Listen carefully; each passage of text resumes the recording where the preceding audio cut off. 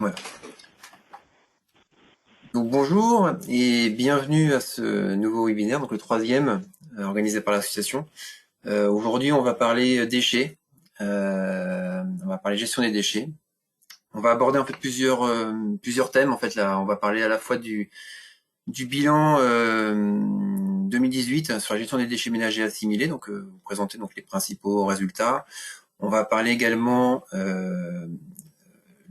on va faire un petit point sur les capacités de traitement, en fait, capacités de stockage qui commencent à être un petit peu inquiétantes de notre point de vue par rapport à ce qui s'annonce dans les années à venir. Et on va également aussi vous présenter des publications que l'on a sorties, donc c'est assez nouveau, c'est de cette année, des publications à destination des collectivités et un projet en fait de site internet que l'on aimerait mettre en place d'ici quelques mois. Donc cette présentation va être faite en binôme, hein. Je vais être accompagné de Yves qui vous présentera donc le volet déchets ménagers assimilés. Euh, alors je vais commencer par, si ça bien fonctionner forcément, par vous présenter l'équipe. Alors l'équipe, je pense que vous la connaissez déjà.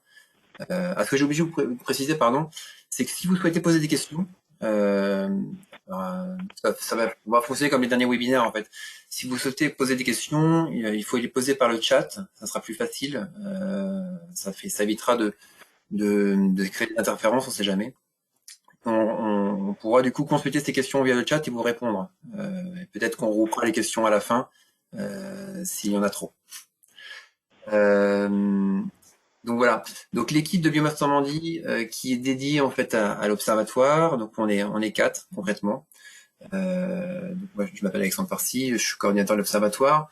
Vous devez connaître Yves, donc on voit à la caméra. Par contre on t'entend pas Yves. Tu peux mettre ton son. Hop, ça va être mieux avec le son. Du coup, bonjour à tous. Moi, je travaille plus sur la partie déchets ménagers assimilés. Donc, je me charge entre autres de la collecte des données auprès des collectivités, de leur analyse, de la production des indicateurs.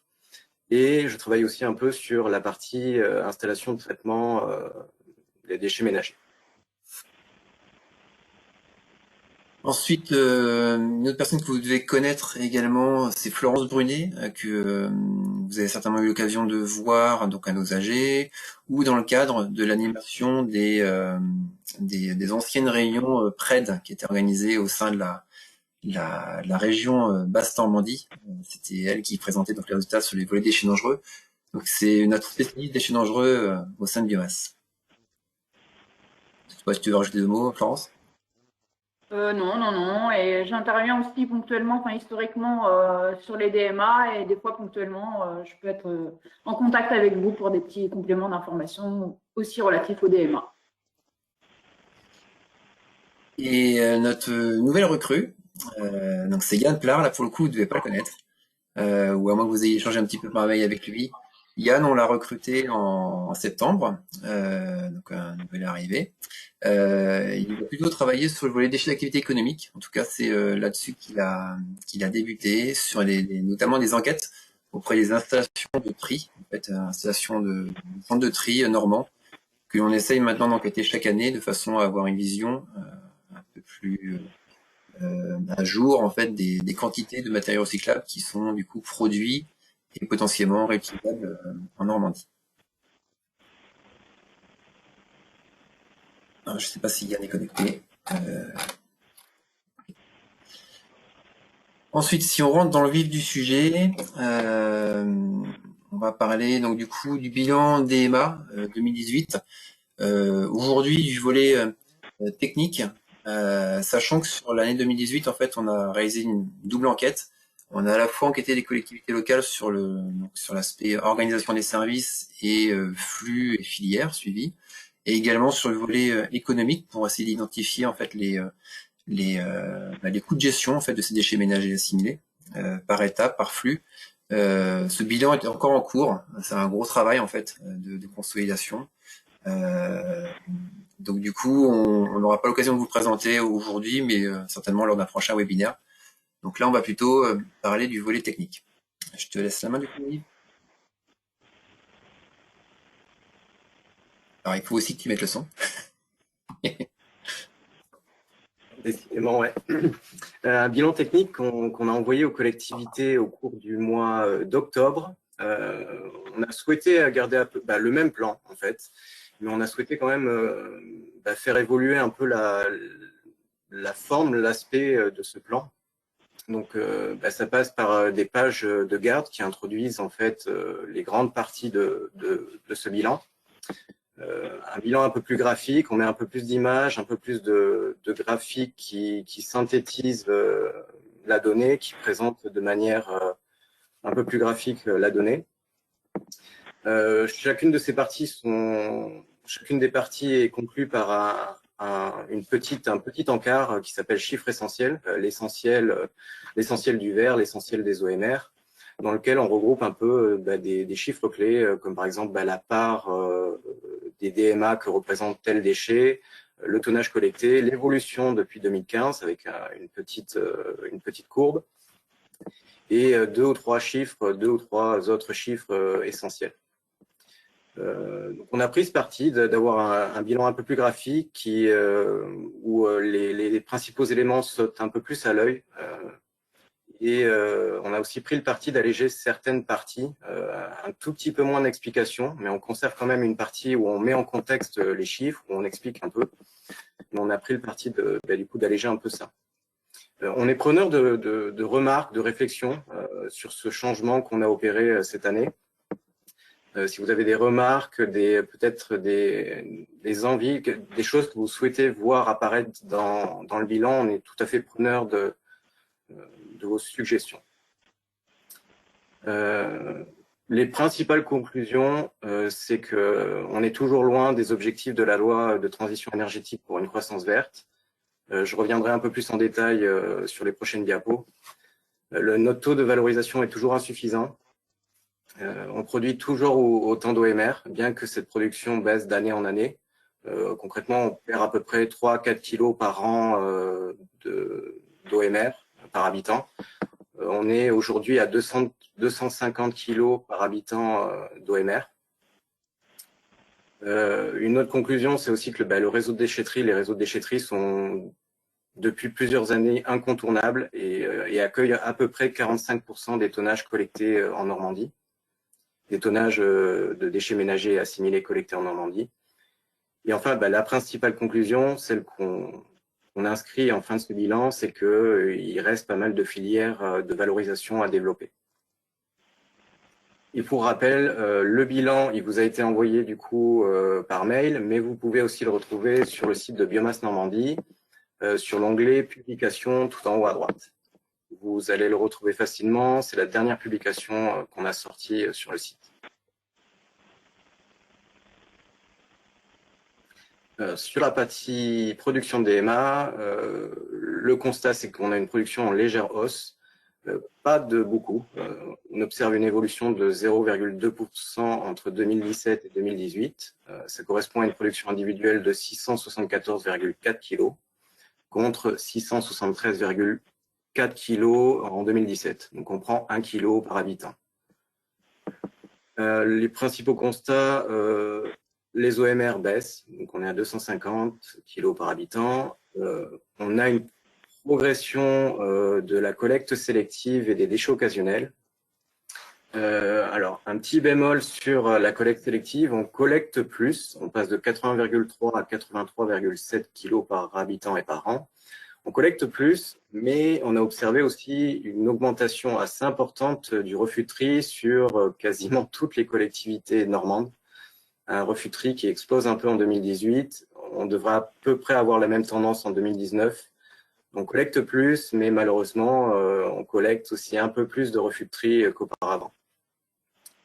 Les déchets occasionnels sont en hausse, en assez forte hausse. On prend 5 kilos entre 2017 et 2018. Là, c'est le fait que les déchetteries sont incontournables. Les habitants ont pris le pli de se rendre à la déchetterie et de trier leurs déchets et de les disposer dans les bonnes bennes, dans les bennes correspondantes.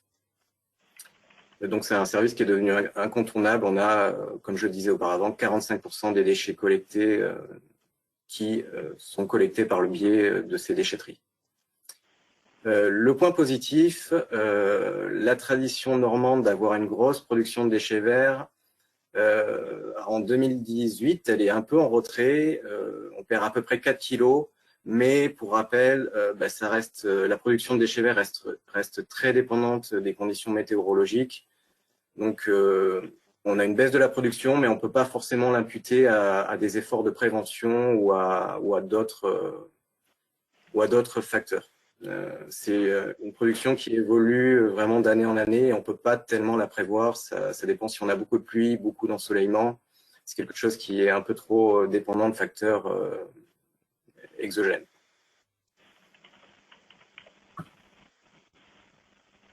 En ce qui concerne la valorisation, on est encore en deçà des objectifs réglementaires, que ce soit 2020 et encore plus de 2025. On est censé arriver à un taux de valorisation matière de 55%.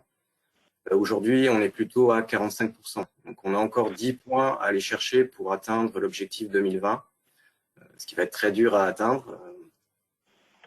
On progresse en termes de valorisation matière, recyclage matière. On prend un point.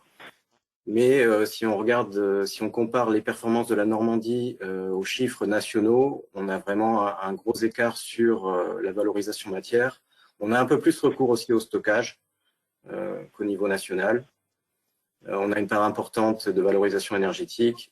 Et enfin, la valo agronomique est importante, mais qui est dépendante de la production de déchets verts. Elle est en recul parce que la production de déchets verts est en recul elle-même. Donc, le principal constat, c'est qu'on a une part trop importante encore de déchets résiduels qui sont envoyés en stockage et ou en incinération. Il y a un réel enjeu sur cette question. Il s'agit en fait de développer les efforts de prévention de ces déchets, développer de nouvelles filières de valorisation.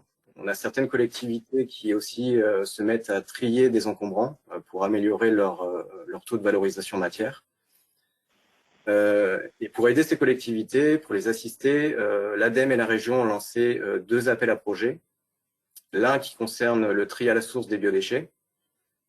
Donc on constate de plus en plus de collectivités, que de plus en plus de collectivités se lancent dans des études sur le tri à la source des biodéchets.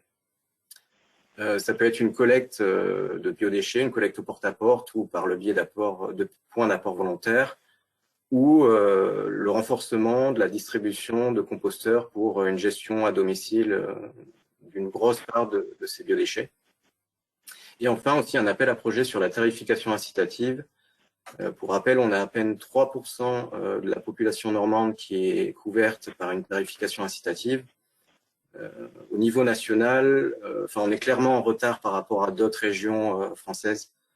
On est un peu le mauvais élève en France en termes de déploiement de la tarification incitative. Donc là aussi, l'ADEME et la région peuvent aider les collectivités dans le cadre d'études de préfiguration pour l'implémentation de la tarification incitative sur leur territoire. Ouais. Sur ce volet-là, juste en précision, les appels à projets ne sont pas encore lancés. Ils vont être lancés au moment de la CCESP, en fait, le 10 décembre. Donc c'est à ce moment-là, en fait, que la région, en fait, va vraiment le mettre en avant. Et ce sera. Après, j'ai pas tout le détail, en fait, mais concrètement, ça va se renouveler sur 2 ans, en fait. Il y aura plusieurs sessions, en fait, sur les 2 années qui viennent. Et du coup, les collectivités locales, en fait, qui souhaiteront donc du coup s'engager dans ces démarches, pourront être effectivement soutenues par l'ADEME et la région. Nous, pour info, vous l'avez certainement vu dans notre rapport d'activité, en fait, on travaille actuellement sur le tri à la source sur la CDC des 4 rivières. C'est une expérimentation, une étude de faisabilité qui va sur une expérimentation sur le tri à la source des biodéchets. Et on on va travailler aussi très prochainement pour le CEROC, pour information. Grosse étude en fait sur l'ensemble du territoire du CEROC. Et au niveau de la tarification incitative, on est en train de finaliser une étude sur Nogent-le-Rotrou. Vous avez aussi vu l'info passer dans le rapport d'activité. Et on est en train de répondre à une autre collectivité. Donc effectivement, il y a beaucoup d'études qui sortent en ce moment, parce que les thématiques sont vraiment importantes, quoi. Et parce qu'il y a vraiment une part importante de déchets à sortir de ces ordures ménagères résiduelles, de ce tout venant. Je ne vais pas plus en détail. Du coup, un autre point en fait qui nous paraissait important à mettre en avant, alors c'est dommage le graphique que j'ai pas anticipé, le graphique du bail un petit peu grignoté peut-être, non, quoique non, en fait il est grignoté sur mon écran, mais pas sur le vôtre. On a donc dans le cadre de l'observatoire, donc on a plusieurs volets d'observation, donc on a les DMA, donc c'est les résultats que Yves vient de vous présenter. On a aussi, on réalise aussi des suivis d'installation de traitement, donc dans le cadre notamment des enquêtes ITOM, donc installation de traitement d'ordures ménagères. On a le volet déchets dangereux, donc le volet qui est plus spécifiquement suivi par Laurence. Et justement, je voulais faire un point sur les enquêtes ITOM que l'on a pu donc, mener cette année sur les données 2018. Pourquoi? Parce qu'en fait, dans le cadre de ces enquêtes, on interroge dans toutes les installations de traitement, dont les installations de stockage.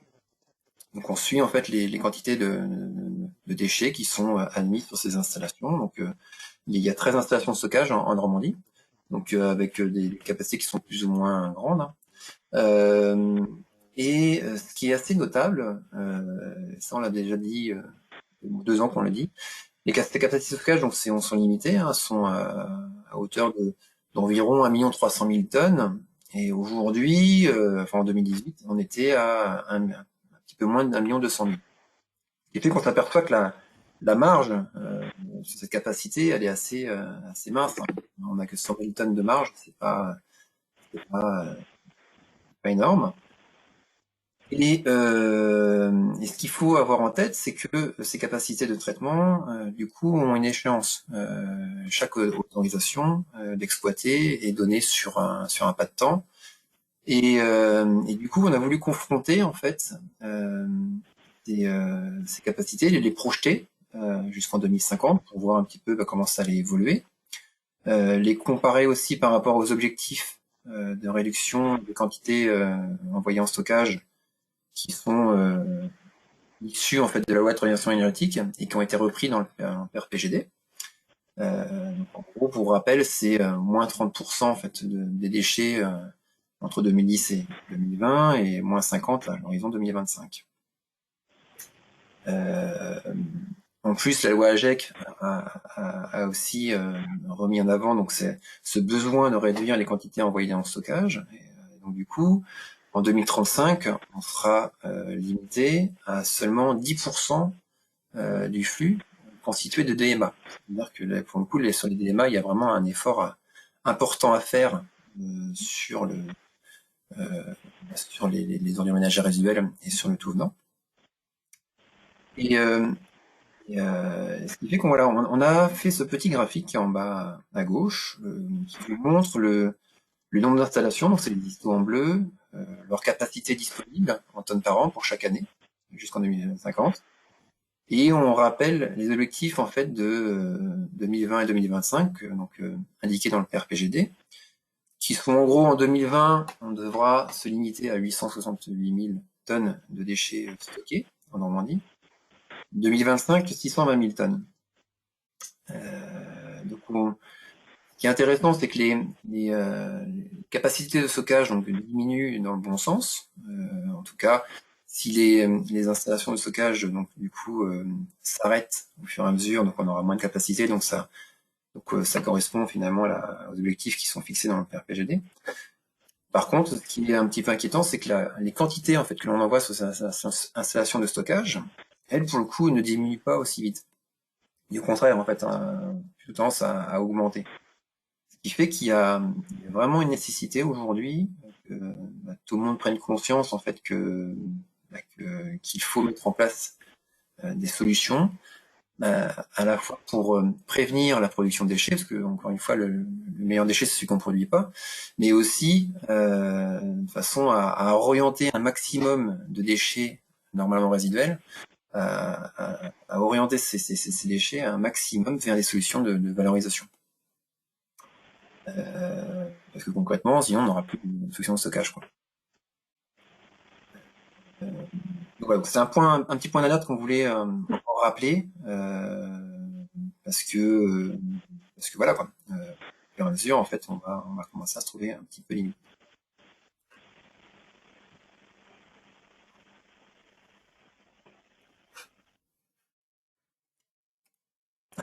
J'avais pas vu qu'il y avait des petites animations. Je vais passer. Alors, surtout si vous avez des questions, n'hésitez pas à les poser sur le chat. Ensuite, pour ceux qui ne font pas de partie de collectivité, donc du coup qui n'ont pas forcément connaissance en fait des différents outils qu'on essaye de mettre en place et qu'on essaie de développer au fur et à mesure, chaque collectivité locale qui a répondu ou non à notre enquête, à nos enquêtes, je devrais pas le dire, mais même ceux qui répondent pas potentiellement reçoivent quelque chose. Donc, collectivité locale, compétente en matière de déchets, est maintenant destinataire d'une fiche territorialisée. Donc c'est un outil en fait que l'on a mis en place de façon à sortir au moins les grands chiffres clés de la collectivité, des collectivités et les comparer par rapport aux principaux indicateurs de façon à ce qu'il y ait une lecture très rapide, très simple, très pédagogique en fait des indicateurs, de façon à ce que les élus et les techniciens des collectivités donc puissent se positionner, puissent voilà être informés rapidement de où ils en sont et éventuellement creuser en fait les solutions en fait pour améliorer leurs services. Donc c'est des fiches qui sont assez simples, hein, vraiment les principaux indicateurs. Ça peut emmener les collectivités à nous contacter derrière pour essayer de creuser en fait des choses. Donc on est encore une fois ouvert à répondre à toutes les questions. Ces fiches en fait comment qu'elles se présentent. Donc là on vous a mis donc le recto verso en fait de la seconde édition de ces fiches territoriales, où donc on rappelle les indicateurs, on rappelle le territoire, la collectivité. Il y a toujours un petit laïus qui présente l'observatoire et ses objectifs, le fait qu'on rappelle que c'est un outil à destination des territoires euh, pour aider les territoires à avancer.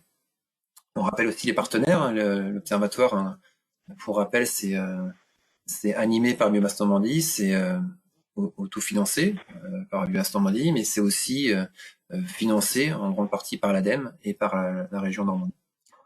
Donc on fait ce petit rappel, ce petit laïus sur le côté systématiquement, et derrière, voilà, on présente la collectivité, on présente ses chiffres clés. Donc là, c'est les chiffres clés 2018 avec les tonnages principaux, les productions kilos par habitant, INSEE, DGF pour prendre un petit peu en compte l'impact touristique. On rappelle les taux de valorisation, la contribution des habitants, donc les indicateurs un peu phares en fait que l'on suit dans le cadre de l'observatoire. Et ces indicateurs donc, sont comparés à des indicateurs par typologie d'habitat, par département, indicateurs régional, de façon à ce que, encore une fois, la collectivité puisse se positionner.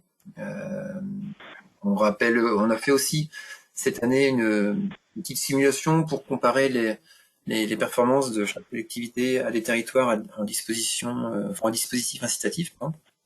Donc comparer par rapport à des territoires qui sont soit en tarification incitative, donc en TOMI ou en ROMI, soit en sac transparent, parce que les opérations sac transparent sont en quelque sorte incitatifs, du fait que, alors là on met pas la main au porte-monnaie des usagers, mais par contre on essaie de changer leur comportement par rapport par rapport au fait que ce qu'ils déposent dans leur sac transparent à la collecte peut être vus par leurs voisins, et donc du coup, l'usager peut être entre guillemets jugé, quoi. Et ce qui fait que d'ailleurs, ça l'incite à réaliser les bons chaînes de tri. Donc on a comparé donc les performances donc, de chaque collectivité à des référentiels normaux, et également aux objectifs donc, de la loi de transition énergétique, et qui sont rappelés dans le PRPGD. L'autre nouveauté, c'est d'avoir comparé donc les indicateurs sur un pas de temps de 2 ans. On a parlé de 2017-2018. Pourquoi est-ce qu'on n'est pas remonté plus loin parce que concrètement, l'observatoire, il existe depuis 2004-2005 sur l'ex-Basse Normandie, sur la Normandie complète depuis 2015. C'est parce que en 2016-2017, il y a eu la loi NOTRe, il y a eu des refontes de territoire, et ce qui fait que derrière, pour redescendre en fait sur les nouvelles collectivités en 2015-2016, ça nécessiterait en fait une petite moulinette qu'on n'a pas encore mis en place, mais qu'on sera amené à mettre en œuvre dans les prochains mois. Ce qui fait qu'aujourd'hui, voilà, on s'est cantonné à 2017-2018, mais potentiellement on repartira de 2015, je pense, pour les prochaines années. Donc les graphiques donc sont issus en fait de nos bases de données, hein, de nos tableurs de consolidation. Et les chiffres en fait sont commentés de façon automatique parce que ça prendrait trop de temps en fait d'individualiser complètement chaque fiche concrètement. On n'a pas suffisamment de temps en fait pour pouvoir le faire. Par contre, c'est automatisé avec un certain nombre d'indicateurs, de fourchettes d'indicateurs, ce qui fait qu'en fonction de comment se positionne la collectivité, on va avoir un commentaire qui va être adapté. Et on a prévu malgré tout des petits champs commentaires à saisir à la main s'il y a vraiment des particularités à souligner sur les territoires. Donc voilà, donc ces petites fiches ont été adressées donc fin juillet aux collectivités locales, donc pour l'année 2018. Donc ça veut dire 18 mois après la fin de l'exercice. On a gagné 6 mois par rapport à la première version. Là, on avait mis un peu plus de temps. L'idée à terme, ce serait de pouvoir en fait construire et éditer ces fiches aux collectivités, de les agrémenter aussi de nouveaux indicateurs, de nouvelles analyses. Donc là, on est aussi ouvert à toutes les suggestions, hein, que vous soyez collectivité ou association ou entreprise. Hein, vous pouvez nous faire remonter un petit peu vos idées et on essaiera de les mettre en avant et de les mettre en œuvre dans ces fiches. Mais l'idée, donc voilà, c'est des prochaines fiches, ce serait de pouvoir les développer au fur et à mesure et de pouvoir les sortir encore plus tôt.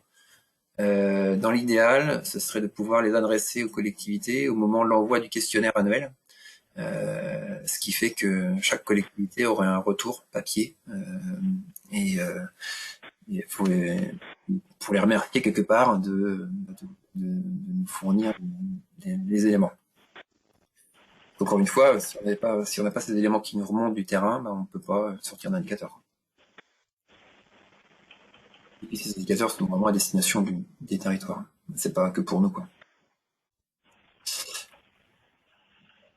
Ensuite, une autre nouveauté 2020 que vous n'avez peut-être pas vu. Alors je vais prendre les questions au fur et à mesure parce que on n'est que 17. Je pense pas qu'il y ait 100 questions qui tombent d'un coup. Je vois que Monsieur Leproust demande s'il y a eu un retour des collectivités après l'envoi de ces fiches. Alors, on a régulièrement des remerciements par rapport à l'envoi de ces fiches. Et on avait fait un sondage l'année dernière.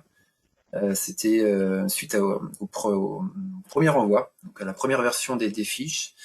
Et là, pour le coup, on avait vraiment eu on a vu, je crois, 60 ou 70% de retour. Enfin, corrige-moi Yves si je me trompe, mais c'était à peu près leur ordre de grandeur. Et on a vu vraiment beaucoup de retours positifs. Donc, à la fois sur les indicateurs qui étaient mis en avant, sur le fait que c'était des fiches qui étaient facilement communicable aux élus et pour le coup qui était vraiment approprié.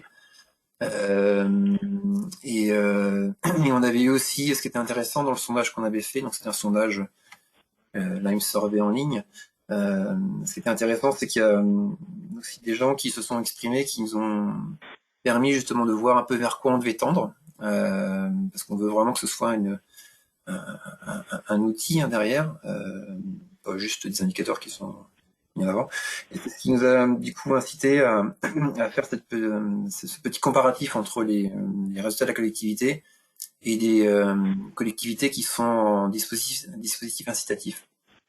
Donc ce sondage en fait était plutôt très positif sur les retours et il nous avait bien aidé en fait pour améliorer donc le format de la fiche. Donc une autre nouveauté en fait sur 2020, on a du coup souhaité maintenant prendre un peu de temps pour faire des lettres d'information en fait à destination donc des acteurs déchets en règle générale. Donc bien évidemment les collectivités, mais ça peut être aussi à destination de tous, tous ceux qui s'intéressent un petit peu à la gestion des déchets. Et donc du coup, ces lettres d'information, on a prévu en fait d'en faire 2 à 3 ou 4 par an. Normalement c'est une par trimestre. Et ça vise en fait à prendre une thématique et du coup à la présenter. Donc là, la première lettre d'information qu'on a pu réaliser, donc c'était sur la loi AGEC. On a choisi en fait de présenter en fait les impacts que cette nouvelle réglementation, donc la loi AGEC, c'est la loi anti-gaspillage économie circulaire. Quels sont les impacts en fait de cette nouvelle réglementation sur les collectivités? Donc du coup, on s'appuie sur pas mal de documents pour pouvoir du coup rappeler les principaux objectifs et rappeler derrière les obligations en fait que ça implique pour les collectivités. Donc cette fiche, donc on l'avait construite sous 4 thématiques. Il y avait donc les indicateurs qui sont relatifs à la réduction et à la traçabilité des déchets. Il y a une autre thématique sur le tri et le réemploi. Une troisième sur la valorisation des déchets. Et le quatrième concernait plutôt les infractions et les sanctions. Donc, de même que pour les fiches territorialisées, on a eu de bons retours de plusieurs collectivités qui nous ont donc, du coup remercié pour l'envoi de cette fiche, qui était visiblement suffisamment pédagogique et claire. On a même des collectivités en fait qui les ont transmis à leurs communes en fait. Donc c'est bien en fait, ça sert vraiment à tout le monde. La seconde lettre en fait que l'on envisage de faire et qui est en cours d'élaboration, elle va porter sur les CSR. C'est un petit peu en lien avec l'appel à projet qu'il y a au niveau national, lancé par l'ADEME, qui a été lancé même plusieurs fois. Donc du coup là l'idée ce serait de présenter en fait ce que c'est que des CSR parce que tout le monde ne connaît pas forcément ce que c'est que des combustibles pour les déchets. Montrer un petit peu comment on les fabrique, quelles utilisations derrière, quelle est la réglementation qui couvre cet ensemble. Donc là cette fiche elle est en cours d'élaboration. C'est du coup Yann qui est dessus. Et on prévoit une troisième lettre d'information sur le Modécom national. Alors ce Modécom il devait sortir en juin, il va sortir incessamment sous peu. L'idée en fait c'est de présenter à tout un chacun en fait ces résultats parce que je pense qu'ils seront très intéressants sur le volet ordures ménagères résiduelles comme à chaque fois, mais aussi sur le volet tout venant où là pour le coup il y a des bennes qui ont été caractérisées, tout un échantillon de bennes, et ça permettra de montrer en fait que dans le tout venant, il y a encore beaucoup de choses qui pourraient être valorisées dans les conditions techniques et économiques du moment. Mais il y a une grosse part en fait encore de déchets valorisables dans ce tout venant qu'il faudra du coup à terme extraire. Et l'idée en fait de cette lettre, ce serait de reprendre ces résultats et d'essayer de les individualiser par collectivité pour que chacun puisse du coup avoir un petit peu en tête la quantité de déchets recyclables qu'il a dans ses déchets résiduels. Donc ça, on essaiera de l'automatiser en fait, de façon à ce que chaque collectivité ait des ordres de grandeur en fait de ces potentiels.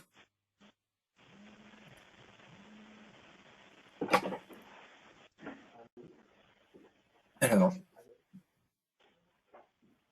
ensuite, et même enfin, en fait, on voulait vous présenter un projet que l'on a du coup initié avec la région et l'ADEME, parce donc c'est un projet de création d'un site internet dédié à l'Observatoire des déchets, ressources et économie circulaire. Pourquoi un site dédié à l'Observatoire c'est à la fois pour mutualiser en fait connaissances aux acteurs locaux, que ce soit collectivités locales, associations, entreprises, particuliers, voilà tous les acteurs en fait qui peuvent s'intéresser au domaine des déchets. C'est pour mettre en avant les enjeux des territoires, par exemple ce qu'on je vous ai présenté tout à l'heure sur le stockage en fait. Là, il y a un gros enjeu, mais je suis pas sûr que beaucoup de gens en aient vraiment conscience en fait de cet enjeu. Donc l'idée serait de vraiment de mettre en avant tous ces enjeux pour que tout le monde en ait connaissance, de mettre à disposition les données qui sont consolidées et fiabilisées, parce qu'on pense qu'aujourd'hui nos bilans sont assez riches en informations, mais sont peut-être pas forcément assez consultés et assez connus. Donc du coup là, on pourrait mettre nettement plus en avant en fait ces données en fait, tout ce travail.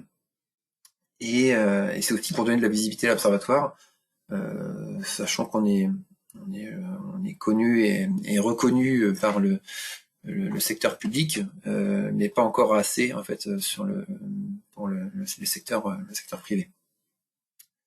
Ce qui peut expliquer que des fois on a des difficultés à récupérer de l'information auprès des installations de traitement.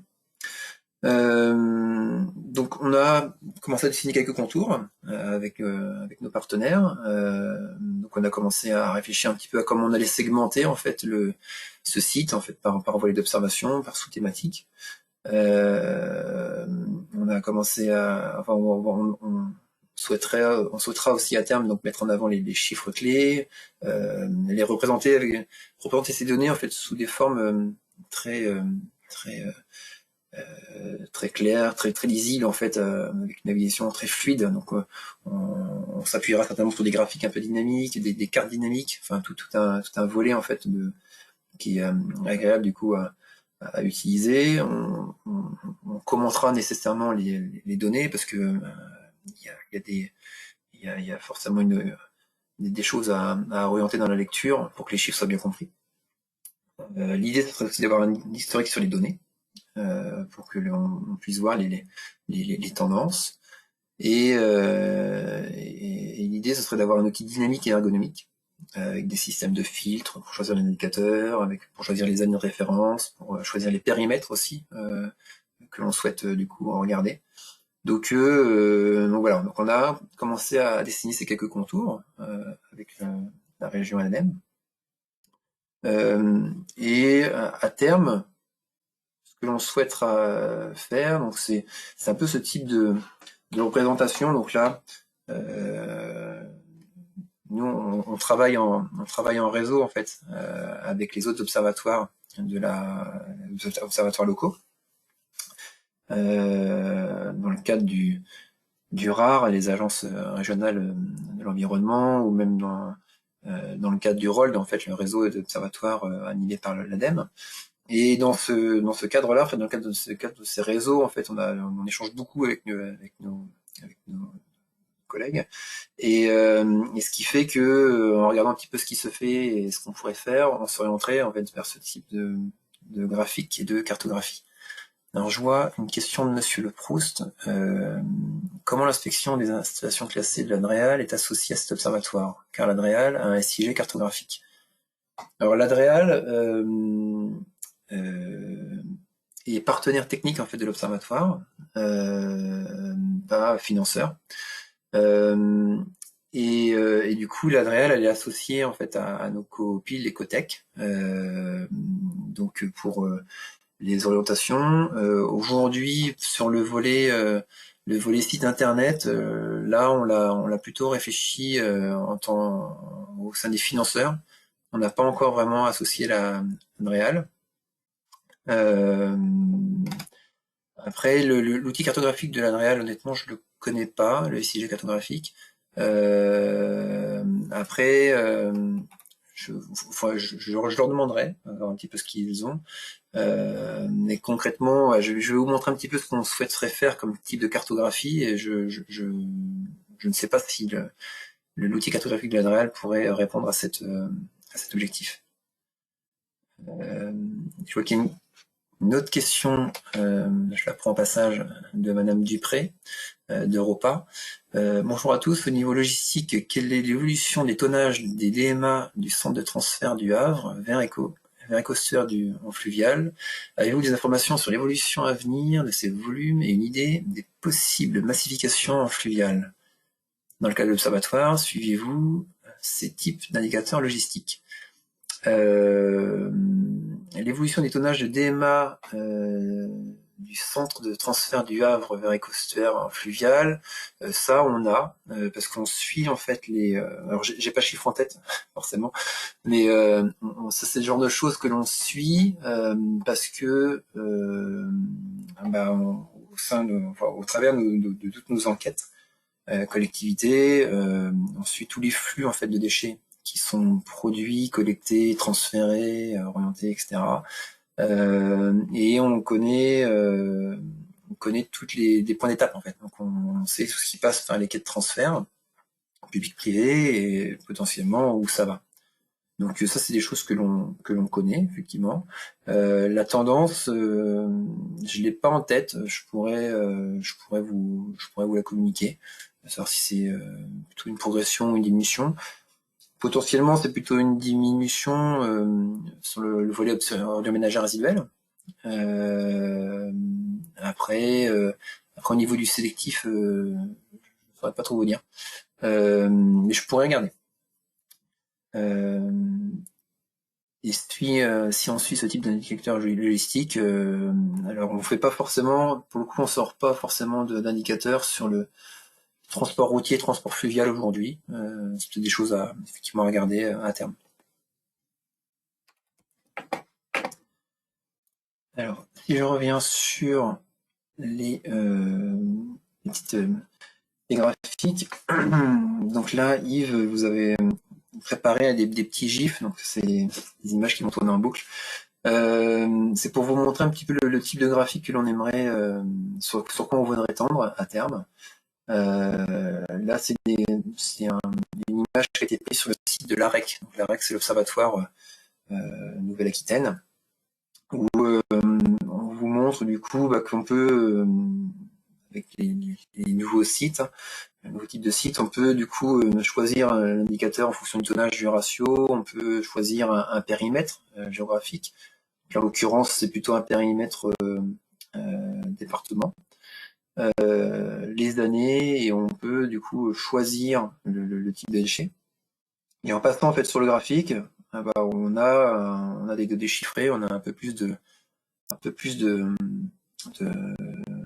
d'indications. Donc c'est ça qui est assez agréable en fait, et c'est ça sur quoi on devrait tendre en fait, arriver sur une navigation en fait qui puisse apporter un maximum d'informations et de visibilité. Je passe à l'autre graphique. On peut aussi envisager dans l'outil de graphique, forcément, là on était en camembert, là on passe en format nano, on peut passer en histo. Et là, on peut aussi du coup moduler. On peut sortir soit des tonnages, soit des pourcentages si on est en groupé. Voilà, un certain nombre d'indicateurs en fait qu'on peut du coup éclater à différentes échelles, sachant que nous vers quoi on voudrait tendre également, ce serait donc d'avoir des indicateurs régionaux, départementaux et aussi au niveau des EPCI, de façon à pouvoir à ce que chaque territoire puisse avoir ces éléments et se comparer par rapport à d'autres.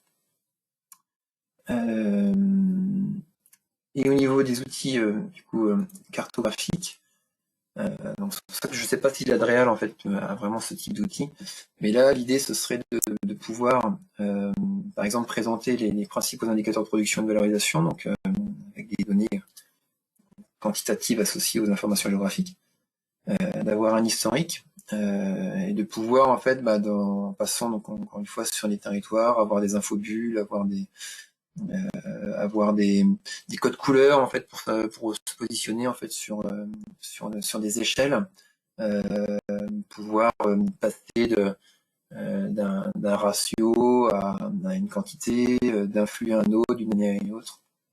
Donc voilà, donc avoir vraiment une ergonomie en fait dans la navigation qui serait vraiment intéressante. Donc ça c'est pour par exemple sur des productions de déchets, mais on pourrait aussi imaginer ça sur des installations. En ce moment on nous demande souvent en fait, la carte des installations de valorisation des biodéchets. Sachant que les biodéchets en fait on ne peut pas les composter ou les méthaniser n'importe où, hein. Il y a un agrément sanitaire à avoir, il y a des outils aussi, et donc ce qui fait que ce type de carte en fait ça évolue au fur et à mesure, et dans l'absolu à terme on aimerait avoir donc cette carte en façon dynamique, de façon à ce que les gens puissent du coup la consulter et vraiment voir quelles sont les installations qui ont un déconditionneur, celles qui n'ont pas, quelles sont celles qui ont un agrément, celles qui n'ont pas, etc. C'est les installations de méthanisation qui aussi un pasteurisateur, etc. Donc ça c'est avec une carte figée, les choses sont, on a l'information, mais c'est l'information qui est donnée et on est obligé de prendre un petit peu de temps en fait pour se plonger dans la légende et comprendre les choses. Alors que quand on est sur des cartes dynamiques, comme celle qu'on envisage, du coup il y a juste à cliquer, décliquer, et puis tout est beaucoup plus visuel, hein, beaucoup plus lisible. Donc c'est voilà, sur ce genre d'illustration, de représentation en fait qu'on s'orientera à terme, et pour l'ensemble des volets d'observation que l'on peut suivre au sein de Biomasse Normandie. Donc à la fois sur le volet déchets ménagers assimilés, le volet déchets dangereux et le volet déchets d'activité économique. Aujourd'hui, on n'a pas forcément prévu de volet BTP, sachant que on ne couvre pas ce volet.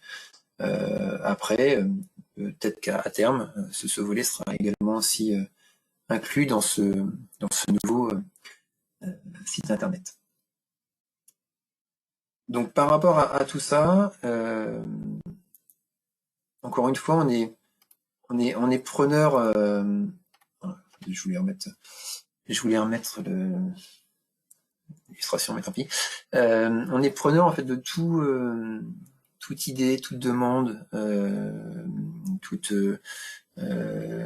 vos souhaits hein, concrètement, qu'on peut du coup qu'on pourra faire valoir au niveau de nos groupes de travail avec nos financeurs. Hein, on peut aussi porter à votre voix. C'est pour ça on l'a pas pu le faire aujourd'hui, mais on va vous envoyer soit une invitation sur un logiciel donné, ou soit, enfin voilà, on vous demandera par un biais donné si vous avez des souhaits en fait par rapport à la conception de ce site en fait. Est-ce qu'il y a des choses en fait qui vous tiennent à cœur? Est-ce qu'il y a des indicateurs qu'il faudrait mettre en avant, des choses qu'il faut absolument conserver dans ce que l'on présente aujourd'hui dans notre bilan, des choses au contraire qui n'existent pas et sur quoi il faudrait tendre, qui pourraient être utiles en fait à tout un chacun. Surtout, si vous avez de bonnes idées et vraiment un besoin en fait par rapport à ce nouvel outil, faut surtout pas hésiter à les exprimer. Alors, ils seront peut-être pas forcément en fonction de, voilà, de ce qui sera du coup acté derrière. Je peux pas vous promettre que tous vos souhaits seront réalisés, mais en tout cas, on pourra l'indiquer et on pourra si c'est validé, le prévoir en fait dans le cahier des charges, sachant que comme on va fonctionner, en fait, on va demander à un développeur en fait de travailler sur ce site. Ce sera Biomass du coup qui va travailler sur le cahier des charges avec la région et l'ADEME. On va faire un premier jet de cahier des charges pour retenir ce développeur et derrière on travaillera en lien avec lui pour pouvoir alimenter le site depuis nos bases de données. Donc la conception des indicateurs, en fait, ce qu'on aimerait avoir sur ce site, il faut l'anticiper. Donc voilà. C'est un appel. Si vous avez des besoins, des souhaits, n'hésitez pas à nous les formuler, soit par mail ou soit par l'outil en fait qu'on vous mettra à disposition dans les prochains jours. Voilà. Donc, je ne sais pas si vous avez d'autres questions, si vous voulez aborder autre chose qu'on n'aurait pas pu voir ce matin. Le format d'1 heure en fait est assez court, donc on doit être très sélectif en fait sur ce que l'on présente. Je ne sais pas si ce format vous convient aussi. On avait l'habitude en fait de faire des matinées de l'observatoire, donc ouvert préférentiellement donc à nos adhérents, enfin, et puis en fonction des possibilités de salle, on ouvrait aux autres. Là, on est parti sur un format webinaire parce que cette année, l'AG n'a pas pu se faire dans des conditions classiques. On va continuer sur ces webinaires. Après, j'ose espérer qu'on refera encore des matinées, parce que ce format était vraiment adapté, je trouvais, avec des témoignages d'autres de différents territoires, d'acteurs. Mais bon, on se dit que ce type de webinaire peut aussi vous apporter un certain nombre d'éléments. Alors, je crois que Monsieur Le Proust a répondu. Ce format d'1 heure est pertinent pour bien découvrir l'ensemble des actions de l'observatoire. Merci. Du coup, on a prévu en fait, de faire un webinaire par mois. Donc, alors ce sera peut-être plutôt un par trimestre pour le pôle déchets, mais un par mois vu qu'il y a les autres activités aussi à mettre en avant. Le prochain webinaire observatoire déchets, ressources économiques circulaires, il sera planifié vraisemblablement en février. Et là, pour le coup, on parlera des résultats de l'enquête ITOM 2018. Et on ne parlera pas que du stockage, on parlera également des autres installations de traitement que l'on peut suivre. Donc voilà. Je vous remercie, vous n'avez pas de questions, je vous remercie de votre attention, et puis on vous dit à une prochaine, et bon appétit.